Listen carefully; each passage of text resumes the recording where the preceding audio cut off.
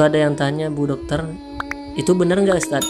Kalau di dalam surat-surat Al-Quran itu mengandung manfaat tertentu.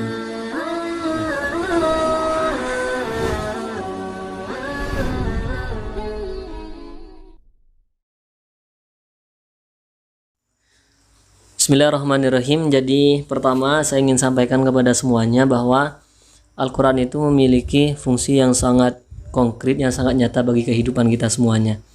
Nah, sehingga salah satu fungsi dari Al-Quran itu yang paling utama adalah sebagai hudan. Syahrul Ramadan alladzi unzila fihi al-Qur'anu hudan linnasi wa bayyinat. Atau kalau dalam surah Al-Baqarah di awal ayat itu misalkan di ayat yang kedua, dzalikal kitabul la raiba fi hudal lil muttaqin. Jadi fungsi yang paling utama dari Al-Quran itu adalah sebagai pedoman hidup.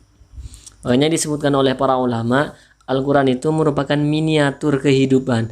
Jadi apapun problematika yang ada di dalam kehidupan kita, itu ada solusinya semuanya di dalam Al-Quranul Karim. Nah, kemarin ini ada yang tanya, ketika saya mengisi kajian di Ikatan Dokter Indonesia, cabang Jakarta Timur, itu ada yang tanya, Bu Dokter, itu benar nggak Ustaz? Kalau di dalam surat-surat Al-Quran itu mengandung manfaat tertentu. Nah, karena itu saya ingin menjawab dan ingin melengkapi jawaban yang pernah saya sampaikan. Ini dalam kitab yang ringkas, misalkan Nasaihul Ibad alal Munabbihat alal Isti'dad Liyaumil Ma'ad, karangannya Syekh Nawawi Al-Jawi Al-Bantani. Saya akan mengutip di sini pendapat Nabi Shallallahu Alaihi Wasallam, lebih tepatnya sabda Nabi Shallallahu Alaihi Wasallam. Beliau menyampaikan di sini, waqala Nabi Shallallahu Alaihi Wasallam, asyrun tamna'u asyron.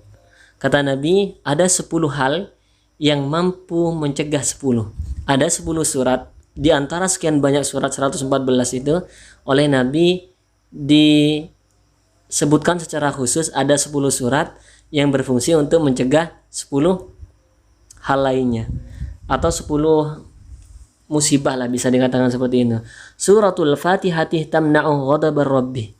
Satu, kata Nabi Sallallahu Alaihi Wasallam, jika kita ingin terlindungi ketika Allah Subhanahu Wa Taala misalkan murka kepada kita semuanya, kemudian kita berharap Allah itu kemudian tidak, anggaplah bahasa kita itu tidak jadi murka kepada kita, itu lantaran di dalam jiwa kita itu ada surah Al-Fatihah. Nah, mengapa kemudian Allah Subhanahu wa taala bisa tidak murka kepada orang yang memiliki Al-Fatihah di dalam hatinya, di dalam jiwanya? Karena Al-Fatihah ini merupakan firman Allah Subhanahu wa taala. Nanti akan banyak di sini 9 surat lagi yang mampu mencegah hal-hal yang lainnya. Jadi untuk Al-Fatihah ini, kata Nabi sallallahu alaihi wasallam, tamna'u ghadabar Rabbi, mampu mencegah murka Allah Subhanahu wa taala. Kemudian yang kedua, suratu Yasin. Surah Yasin tamna'u atasyal qiyamah. Surah Yasin yang sering kita baca setiap malam Jumat itu, istighosah biasanya, itu kata Nabi mampu mencegah kehausan di hari kiamat. Kemudian wasuratud Dukhan, surah Dukhan tamna'u ahwalal qiyamah. Jadi kalian nanti bisa buka surat-surat ini, kemudian kalian bisa amalkan. Nah, seluruh surat-surat yang nanti akan disebutkan ini merupakan pembela atau syafaat yang seringkali saya sampaikan, atau pembela suatu saat di hari kiamat ketika datangnya suatu hal-hal yang tidak diinginkan. Maka surat Dukhan tamna'u ahwalal qiyamah akan mencegah kita dari kengerian, huru-hara di hari kiamat. Ketika semua orang itu sudah panik dengan keadaan hari kiamat, langit kemudian jatuh, ini masih huru-hara hari kiamat. Kemudian nanti tanah ini akan ke atas. Makanya idza zulzilatil ardu zilzalaha wa akhrajatil ardu athqalaha, yang nanti gunung-gunung itu akan berterbangan, kemudian akan bertabrakan antara satu dengan yang lainnya. Itu nanti salah satu kengerian di hari kiamat. Maka orang-orang yang kata Nabi sallallahu alaihi wasallam dia memiliki di hatinya surah Dukhan ini, maka ia akan terbebaskan dari kengerian di hari kiamat. Kemudian yang berikutnya, Wa suratul waqi'ati tamna'ul faqra. Ini surah Waqi'ah ini yang sering kali saya sampaikan kepada seluruh santri agar diamalkan. Hal itu supaya bukannya kita, bahasa orang Jawa itu kedonyan. Bukan kita itu mengejar dunia, enggak. Cuman hidup itu kan memang di dunia kan. Nah karena itu para ulama menyampaikan, jadikan dunia kalian itu sebagai bekal untuk akhirat kalian. Makanya ad-dunya mazra'atul akhirah. Dunia itu adalah tempat bercocok tanam untuk kita nanti menempati surga yang abadi. Ini tempatnya di dunia. Maka surah Al-Waqi'ah ini akan mencegah pada kefakiran. Jadi insya Allah Allah Subhanahu wa Ta'ala dengan berkah surah Al-Waqi'ah ini akan memberikan kita kecukupan dalam segala kebutuhan.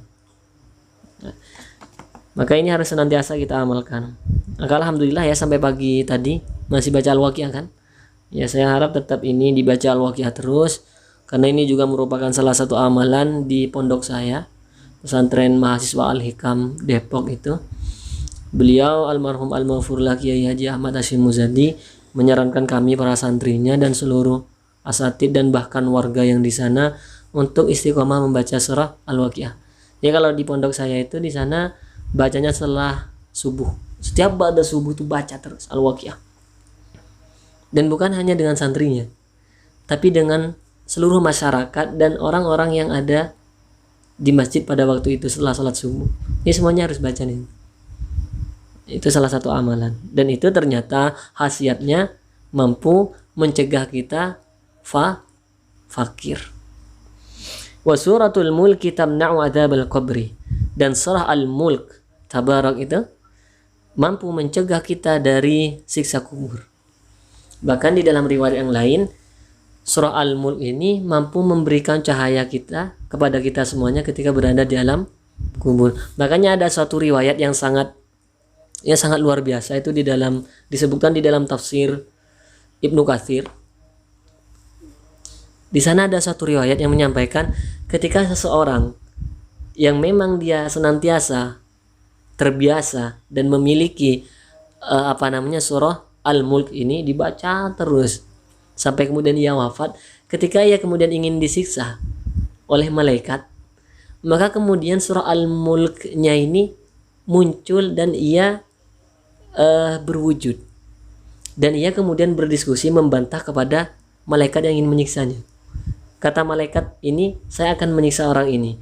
Kemudian kata surah Al-Mulk ini yang keluar pada waktu itu, dia menjawab, berarti kalau kamu menyiksa orang ini, berarti kamu menyiksa saya. Sedangkan saya adalah firman Allah Subhanahu wa Ta'ala. Jadi malaikat pun didebat oleh surah Al-Mulk.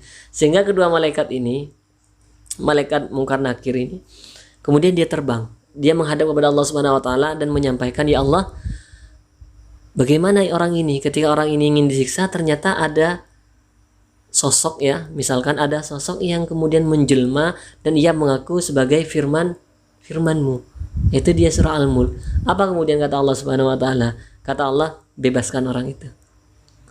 Sehingga berkas surah Al-Mulk ini ketika ia ingin disiksa, ia terbebas, gak jadi disiksa.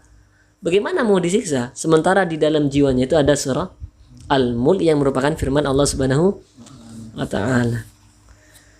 Kemudian yang berikutnya, wa suratul kautsari tamna'u khusumatal khusumai. Surah Al-Kautsar, inna a'tainakal kautsar, itu sampai terakhir dia mampu mencegah permusuhannya orang-orang yang suka bermusuh, berselisih. Intinya orang-orang yang ingin berbuat buruk lah kepada kita. Orang yang senantiasa berbuat pertikaian, percekcokan. Itu orang-orang yang senantiasa membaca surah Al-Kautsar ini. Dengan syafaat surah Al-Kautsar ini, dia akan mampu terlindungi dari orang-orang macam ini. Model seperti ini insya Allah kita akan terlindungi. Kemudian suratul Kafirun tamna'ul kufra indan naz'i. Surah Kafirun, Qul ya ayyuhal kafirun, ini mampu mencegah mati dalam keadaan kafir. Ketika Allah Subhanahu wa Ta'ala cabut nyawa seseorang, maka ia oleh Allah Subhanahu wa Ta'ala akan diwafatkan dalam keadaan husnul khatimah. Nah, dalam artian surah ini mampu mencegah kita dari mati dalam keadaan su'ul khatimah. Ini surah Al-Kafirun. Kemudian berikutnya wasuratul Ikhlas. Surah Al-Ikhlas ini surah favorit kalian ini. Qul huwallahu ahad. Surah paling favorit kalian ini. Tamna'un nifaq. Ini mencegah sifat-sifat kemunafikan. Sifat kemunafikan itu seperti dia ketika dia berbicara, dia berdusta. Dan kita insya Allah akan terlindungi kalau senantiasa bermuamalah atau berinteraksi dengan surah Al-Ikhlas ini. Kemudian wasuratul falaq tamna'u hasadal hasidin. Surah Al-Falaq, Qul a'udzu birabbil falaq. Ini akan mampu mencegah kita pada orang-orang yang ingin berbuat dengki kepada kita. Nah, kita hidup kan pasti ada dua sisi yang berbeda kan. Pasti ada orang yang baik terhadap kita, pun demikian ada orang yang ingin berbuat buruk kepada kita. Nah, sehingga kata Nabi, kalau kalian mampu menjadikan surah Al-Falaq ini sebagai power kalian, sebagai diri kalian, kata Nabi, harus menjelma dalam diri kalian, harus berada di hati kalian dan perilaku kalian, maka amalkanlah surah Al-Falaq ini sehingga mampu mencegah orang-orang yang ingin berbuat dengki atau iri. Intinya orang-orang yang ingin berbuat hal yang buruk kepada kita semuanya. Kemudian yang terakhir yang 10. Lagi-lagi ini surah favorit juga. Wasuratun Nas, surah An-Nas.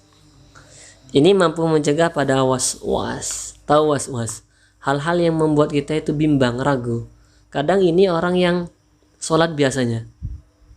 Atau misalkan kalian ketika wudhu, kemudian setelah kalian wudhu seakan-akan ini saya kentut atau enggak ya? Saya sudah basuh tangan atau belum ya? Itu was-was namanya. Atau ketika kalian sholat misalkan, Allahu Akbar, seakan-akan itu kalian tidak khusyuk, walaupun sebenarnya nggak khusyuk. Ketika misalnya Allahu Akbar, seakan-akan nggak mantap lah gitu. Kan banyak kalian temukan seperti itu. Kemudian dia ulang lagi Allahu Akbar. Bahkan banyak sekali pemandangan-pemandangan yang saya lihat itu, ada orang yang sampai berulang kali mengucapkan takbirnya Allah, Allah, Allah.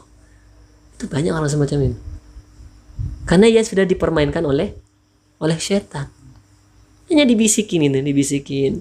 Makanya dianjurkan, disarankan orang yang ingin salat itu baca surah An-Nas terlebih dahulu. Itu untuk menghindari was. Nah, dan kalau kalian tahu, di sini juga ada penjelasan tentang macam-macam setan yang sering kali menggoda kita. Jadi kalau kalian wudhu, itu ada setan khusus yang menggoda. Ada namanya. Kalau kalian di masjid, kalau kalian di pasar, itu ada. Bahkan kalian di kamar, di rumah-rumah kalian, itu ada setan khusus yang ada namanya. Kalau kalian baru tahu kalau setan punya nama. Ternyata setan juga punya nama. Nah, maka dari itu insya Allah kita akan bahas pada pertemuan berikutnya.